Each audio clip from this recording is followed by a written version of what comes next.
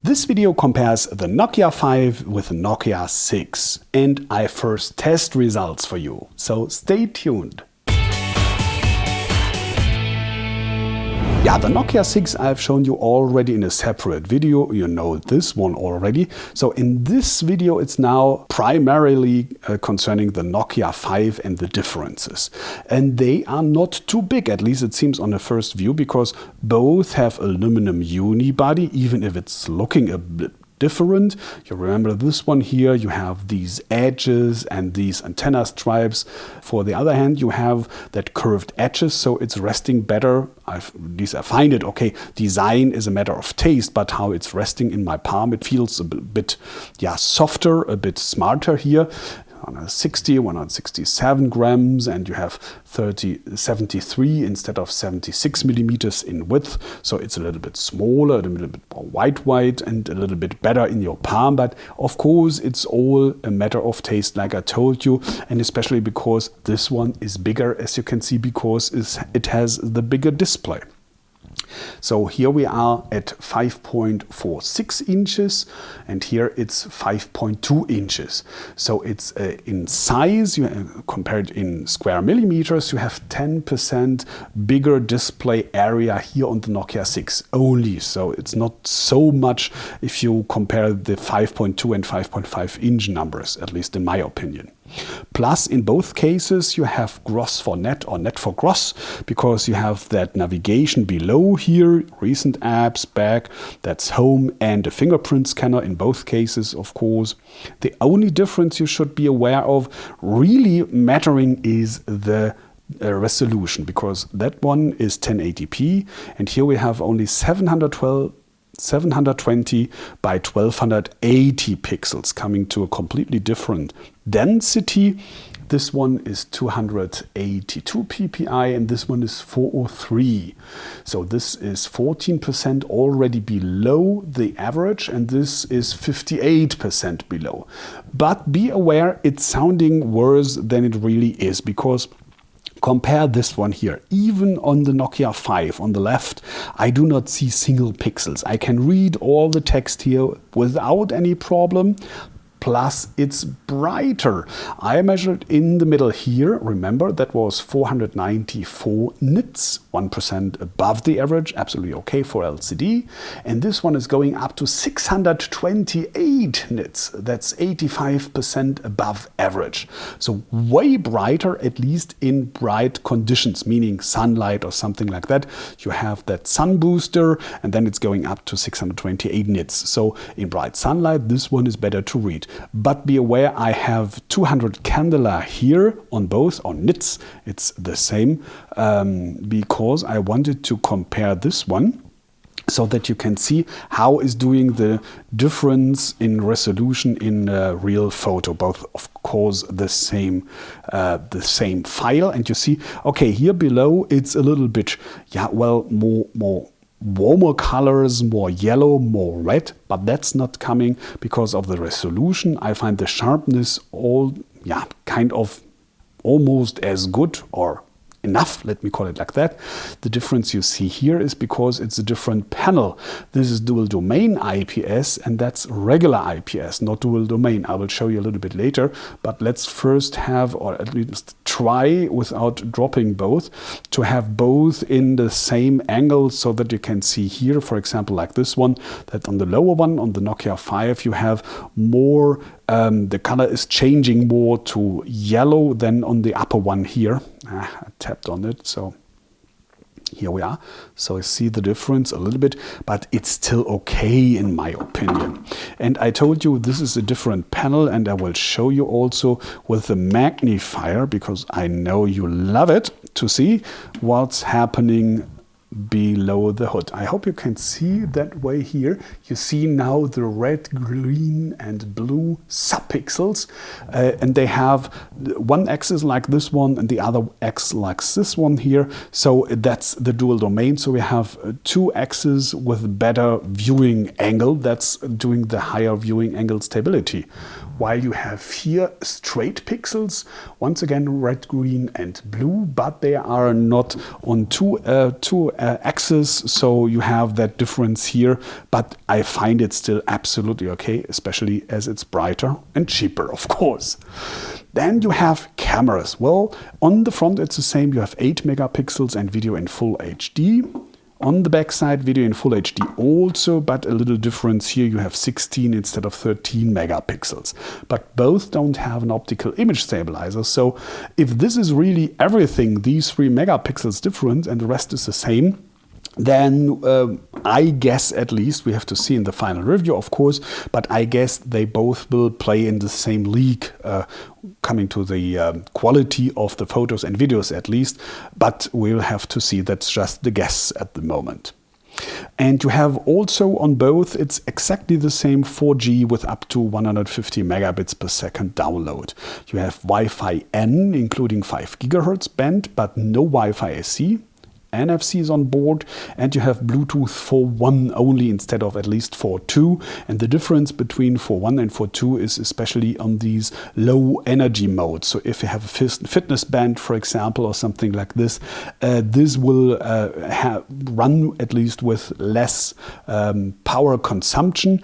Check before if 4.1 is okay for your device, for your accessory, but in most cases it should work, even if it's maybe a little bit higher energy consumption. That's the only difference, but would have been better for 4.2.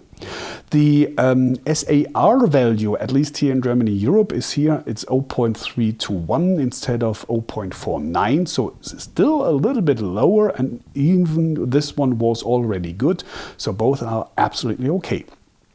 You have, like you already have seen, I guess, on both, it's Android 7.1.1 native, meaning you don't have any user interface over it, so it's a natural, the native Android like Google designed it, and you have for that also these monthly security updates right away from Nokia, at least until now, and they promised we try to reach 10 to 14 days and we'll have the monthly updates given to our users too. Knock on wood. Fingerprint sensor I already mentioned, and with that you have also the same Snapdragon 430 processor. So it's 8 cores on both, 1.4 and 1.1 gigahertz, Adreno 505 as a GPU. The only difference is that you here have 2 instead of 3 gigabyte of RAM, of working memory.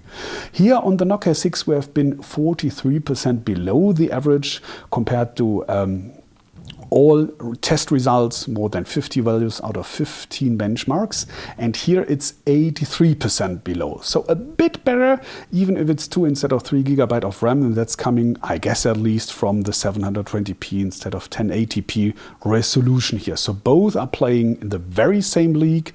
So let me, for example, open this app one here. Okay, this is the first one here. Let's do this again. So it's quickly, and you do not see any difference here.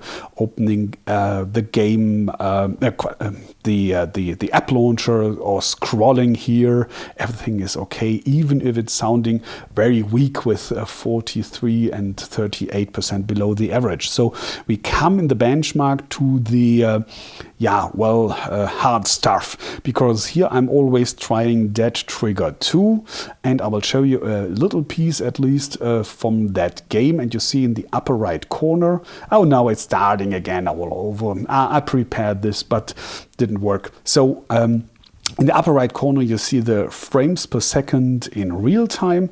A max of 60 frames per second is possible here, but it's a really demanding game, that Dead Trigger 2 in real time, so it's really stressing the CPU and the GPU a lot. And with that I already can give you the results while it's still loading here. We have been on the Nokia 6 here with that test on 39 frames per second out of, like I told you, out of 60 possible. Here we go back and may repeat.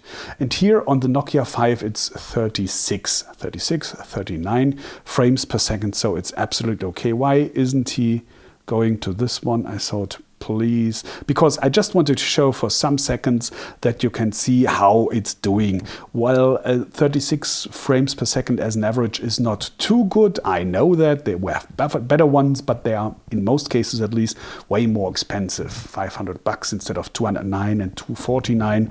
So it's really, well, that's costing. Processor performance is simply costing directly, so you will feel the difference in your pocket always. So here we are, go finally, and you see it's here starting with a very low frames per second rate, but it's going up depending on the situation.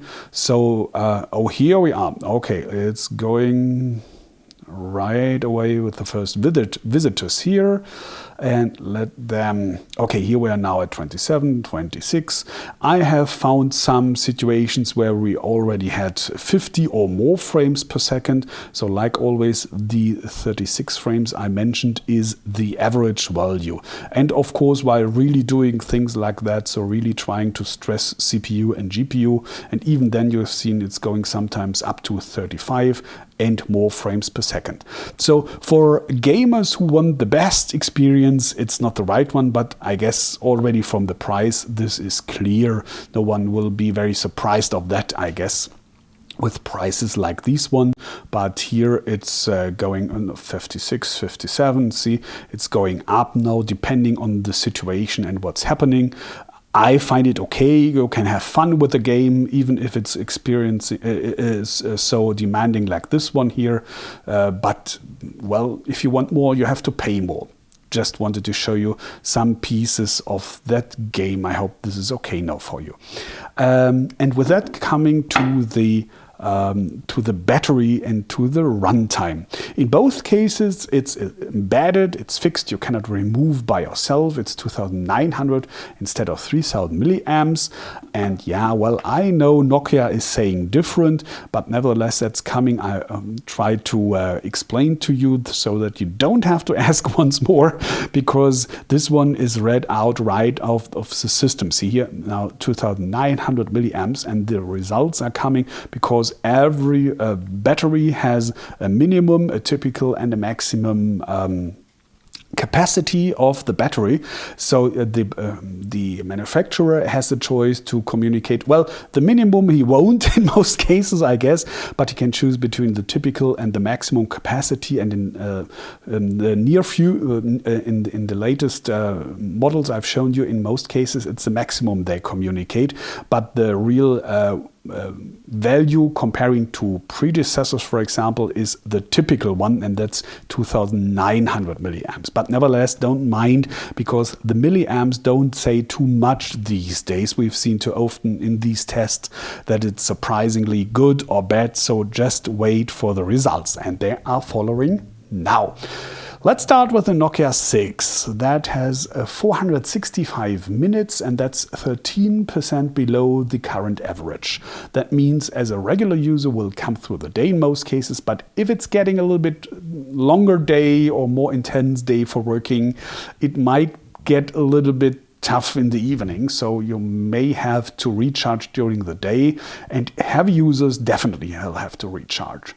And here on the Nokia 5, the test result is 682 minutes. That's 47% longer in the direct comparison and 28% more than the average. So with that, regular users will definitely come over the day, maybe even over the second. And most of the heavy users will also come through the day without having to recharge. Even just if you're very, let's say, extreme heavy usage, then you might have maybe in the evening to recharge a little bit, but in most cases, let's say 90% or something of the users will come through the day with that. So that's a huge difference, especially for just $40 difference. Nevertheless, it doesn't make the decision easier. I know that, because you have pros and cons on both sides. This one, bigger display and higher resolution, 16 megapixels instead of 13 from the camera, and 32 instead of 16 gigabyte of RAM. Of data storage, but you can expand both. So on the other hand, this one is running longer and the display is brighter. and it's $40 less. So I'm sorry for that. It's no easy choice at that point. Or you wait for the final review, including the camera quality, and then maybe it's getting easier for you. But that's the matter of knowledge at the moment. I hope I could help you a little bit with your personal decision comparing the Nokia 5 and the Nokia 6. Thanks for watching, and would you please be so kind to rate this video? Maybe you even leave a sub, and of course your opinion in the comments. Thanks for that in advance. Take care and bye.